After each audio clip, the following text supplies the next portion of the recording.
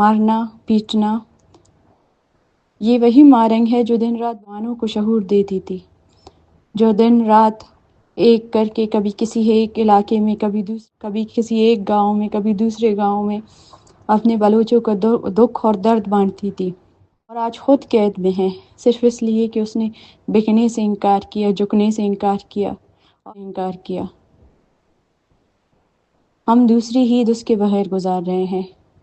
ماں کی طرح تھی، والد کی کمی کو سہارا دینے والی، چوٹوں کی رہنما، راحت اس کی موجودگی، اس کی باہوں کا دلاسا ہم سے چھین لیا گیا۔ لیکن رکھے مارنگ کو قید کر کے تم نے صرف اس کا جسم بند کیا ہے، اس کی سوچ، اس کا حوصلہ کبھی قید نہیں کی جا سکتی۔ ہم ڈاکٹر مارنگ پر فخر کرتے ہیں،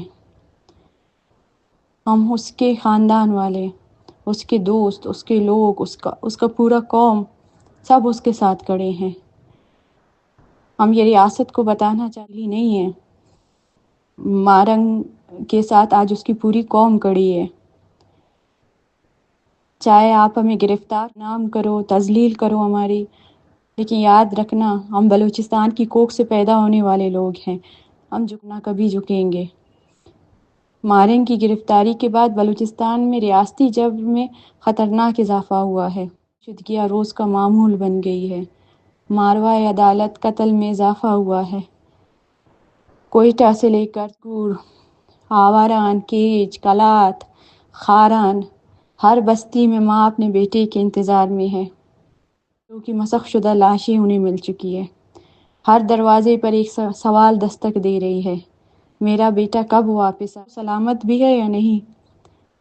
ریاست طاقت کے نشے میں ہمیں کمزور سمجھ بیٹھی ہے، لیکن وہ بھول گئی ایک فرد نہیں، ایک نظریہ ہے۔